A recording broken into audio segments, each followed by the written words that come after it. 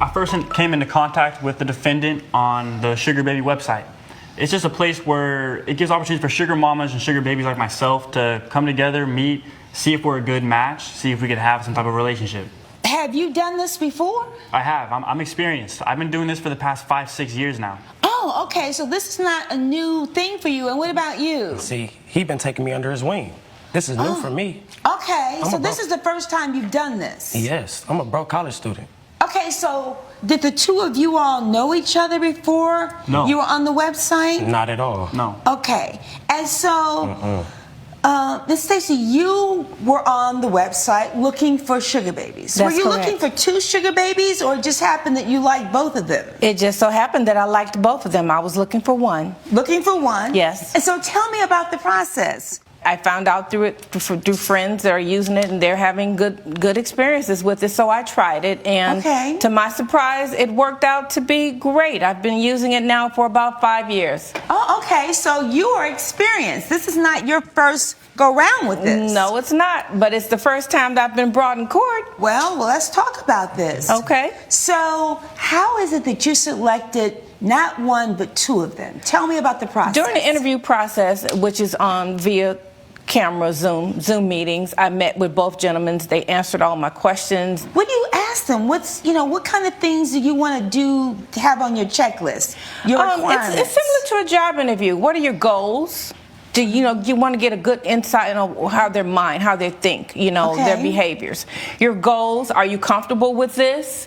Your reason for being on here. Oh, that's interesting. Okay. So now you know from the interview that Daniel hasn't done this before. Yes. But Carl is, let's say he's seasoned. He's done it before. And so now you have both of them on Zoom on this interview. And then what happens next?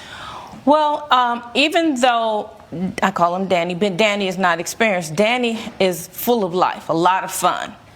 And so that's what attracted me to selecting him. All right. And then, of course, Carl being seasoned, he would be the ideal match for the more upscale things and events that I need accompanied with me. Okay. So since, again, both of them, I said, you know what, this can work out. I can have two, and then more or less like a backup plan if one incidentally was not available. There's a backup plan there. Especially since Danny is a student. Yes. Interesting. So then after you screened them, did you then meet with them in person? Yes, I invited them both to my home.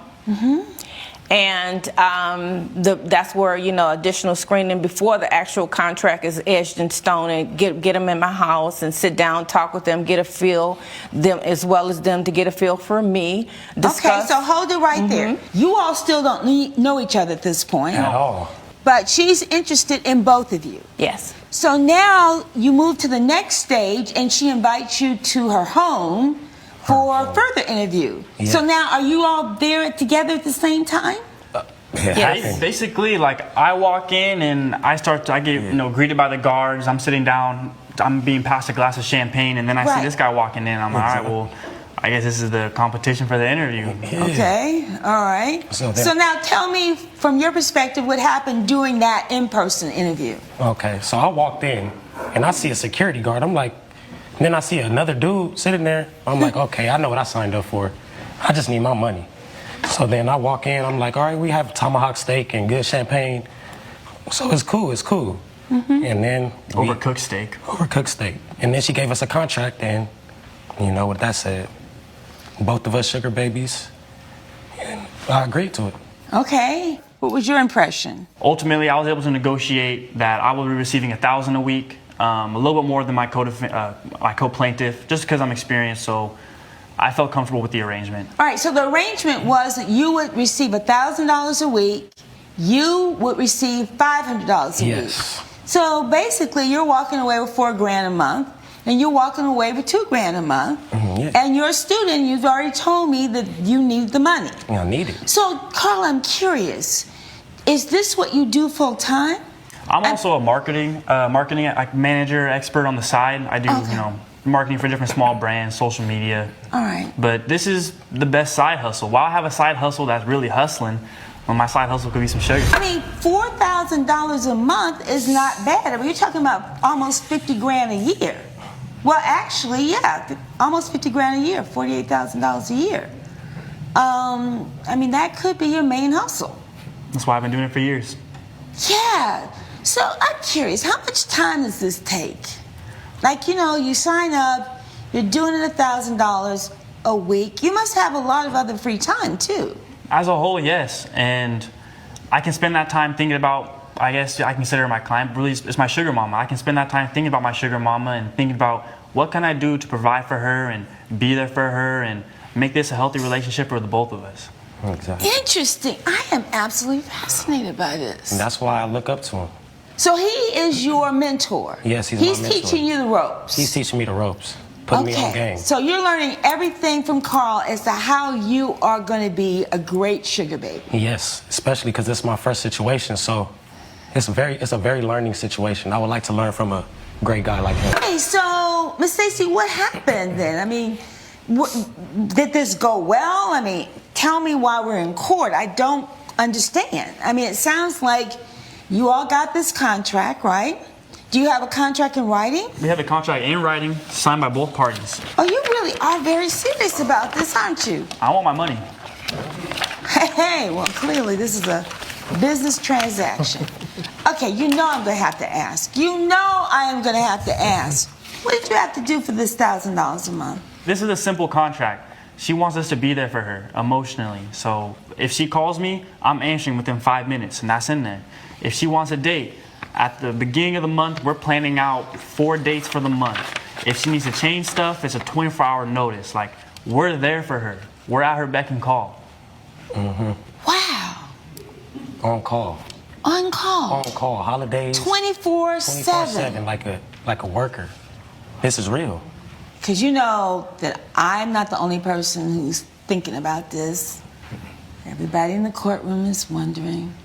People watching at home are wondering. Does this involve sex? No. No. It doesn't. That would be illegal. It would be illegal because it would be prostitution. Yes. Yes. Ha. Just emotions. That was clever. You knew it was illegal. We're here for emotional support. Emotional support. Because if you got paid for sex, it would be prostitution. This would be a different courtroom right now. Yes, exactly. You know what? You really are a businessman. You really are. So it's dates, she has an escort, if there's an event, you all are there. I'm the You're arm there. candy. You're the candy. arm, okay. I'm really beginning to understand this. Yes. The arm candy. Yeah. I got it. So not one, but two in this contract. And so, Miss Stacy, tell me about the situation. Well, Were you happy with the situation? Yes, Your Honor. Actually, I got 2 for 1. That's the price I normally pay for one. And I saw potential in Daniel. I call him Danny. Yeah. And so I came up with this idea that I get 2 for 1. I'd have more availability at my disposal. And Danny could learn from Carl. It just seemed like a win-win situation at the time. And so you were happy? Yes. Things were going great? Absolutely. They fulfilled their responsibilities under the contract? Yes, yes. And so why are we in court today? That's the million-dollar question. They feel that I broke the contract unfairly. Well, it sounds like they were available. They were on 24-hour call. They fulfilled their requirements to be there within a certain amount of time. Mm-hmm. There's a calendar of events, and they would decide who would cover what. So, I mean, it seems like things were going really, really well. And what you've said is that this is a great arrangement because you got 2 and you had more flexibility, and availability is the other part of this, under this contract. So, what happened and why are they suing you? Judge Hatchett, if you look at the contract towards the end on page 1, it clearly states that sugar babies shall not go anywhere without my knowledge first. Well, not anywhere, anything pertaining to a date. Okay? No events, no parties. I'm just supposed to be aware of everything, especially anything pertaining to a date per se. Okay, so let me ask you this. If you had only had one sugar baby, they couldn't go out on a date? They couldn't do anything? No, that's a part of the contract. Whoa. So sugar babies shall not attend shows, plays, musicals, or anything related to a date. Correct. From your perspective, did they violate this term of the agreement? Yes, Your Honor. How so? On Valentine's Day, well, actually the day before Valentine's Day, I was actually invited on a real date. Okay. And I accepted. But you don't have to let them know. Correct. Okay. So it doesn't work both ways. Correct. Which makes sense. I get it. I get it. And so you were invited on a quote-unquote real date. Real date. Woo. All right. And according to the contract, I gave them 24-hour notice advance to let them know that their services will not be needed on Valentine's Day. They had the day off. Okay, so were they both going to join you on Valentine's Day or just one? They both. Both of them were going to join you on Valentine's Day? We had a All right, fun, that was your understanding? Yeah, we had a fun day planned, but again, 24-hour notice. So on Valentine's Day, I reached out to them. They both reached out to me. We were understood, so we had the day off, and I had my day free to have my real date. And then when I went to my favorite restaurant, as soon as I got seated, I was totally shocked when I looked across the room and saw them both there together, sitting at a table, seeming somewhat cozy with one another. What's that supposed to mean? Just like it sounds. I mean, of course, we friends. This is my sugar. He's not my This is my type. sugar brother. Sugar brother. Yes. Well, I'm learning so many new terms today. We're basically like brothers now. I get it. That was my feeble attempt at a little humor. I take it all back. So you see them at the restaurant, and did you approach them? Yes, I did. And what did you say to them? I walked to them, and as I was approaching them and they noticed me coming, they both looked shocked and surprised and somewhat fidgety. And I said, okay, what the hell's going on here? And it just made it clear to me that I suspected that they were on a date with each other. Talk to me. What happened that night? We were stood up for a date we had planned for a month and a half ahead on a special day on Valentine's. And we were talking to each other like, look, we have 1 month left in this contract. Exactly. We have a dinner reservation already signed up.